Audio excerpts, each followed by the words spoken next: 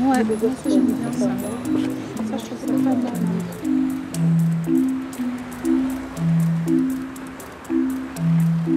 Tu es un élève pas trop accro à l'école? C'est le moins qu'on puisse dire, oui. Disons que l'école, c'est pas que je n'étais pas trop accro à l'école, c'est que c'était l'horreur. C'est un moment de supplice, même encore aujourd'hui, intact dans ma mémoire. J'étais dans une vie qui était celle de la matière et du rapport physique aux choses. J'étais engagé physiquement dans la vie, c'est-à-dire j'étais dans les forêts, dans les rivières, j'avais une relation avec le feu. Moi, je m'éclatais étant enfant. J'étais un enfant. La vie était géniale, quoi. Donc l'idée de me poser comme ça tous les jours derrière un meuble, c'était l'horreur. C'était bien au-delà d'aimer ou pas aimer. C'était juste le dernier endroit où je pensais qu'il fallait que je sois. Je détestais l'école en bloc.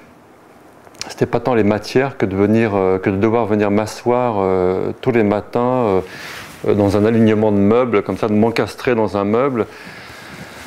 Et de me retrouver assis toute une journée comme ça à entendre des gens radoter, quoi. C'était l'horreur. Pour moi, les livres, c'était comme une accumulation de mensonges. Je me disais, ce sont des choses qui nous sont proposées par des adultes, par des gens qui s'assoient, qui écrivent, qui passent leur temps comme ça à réfléchir. Enfin, tout ce qui me faisait chier, en fait. Et donc voilà, après je me suis engagé dans la vie, puis donc je dessinais, j'étais quelqu'un qui dessinait, j'ai travaillé comme ça, j'ai trouvé un emploi comme ça, puis finalement je m'en suis très très bien sorti, j'ai trouvé ma place comme ça dans la société. Et puis après, progressivement, ça m'est venu un jour, je ne sais pas comment, je crois que j'ai dû le trouver dans un magasin, peut-être qu'on me l'a offert, je ne sais pas. J'étais tombé sur un livre de Anaïs Nin. Et donc c'est le premier livre que j'ai lu, mais c'était très tard déjà. Je veux dire que jusque-là j'avais essayé d'en lire, hein, comme tous les élèves à l'école, on leur pose un bouquin, donc je comptais les pages comme ça, c'était l'horreur. Et puis donc ce livre de Anaïs Nin m'a embarqué, je ne sais pas pourquoi, peut-être parce que, je ne sais même plus quel livre c'était d'ailleurs, mais peut-être parce qu'elle faisait part dans ce livre d'une dimension assez inavouable de sa propre personnalité. Elle évoquait évidemment sa relation avec Henri Miller, la tromperie de son mari officiel,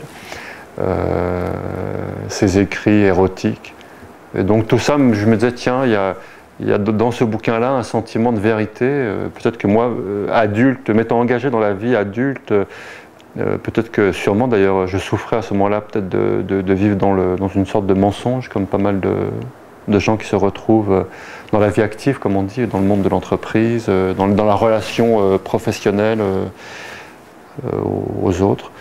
Et dans ce bouquin, je me dis, tiens, ça me fait un effet de vérité. J'ai l'impression que cette personne dit des choses qui sont tout à fait véritables,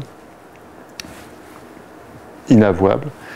Et donc ça m'a intéressé. Donc du coup, j'ai lu Henri Miller, qui m'a beaucoup plus intéressé encore, et pour les mêmes raisons finalement.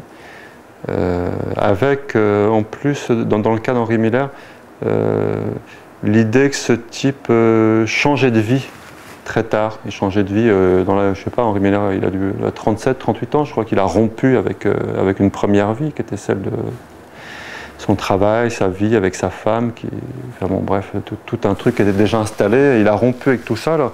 Il y avait quelque chose qui était très encourageant dans cette lecture, dans ces livres, dans ces textes, c'était ça. C'est la dimension de rupture. Je me disais, voilà, quelqu'un qui visiblement a eu le courage d'en finir avec une vie de mensonge.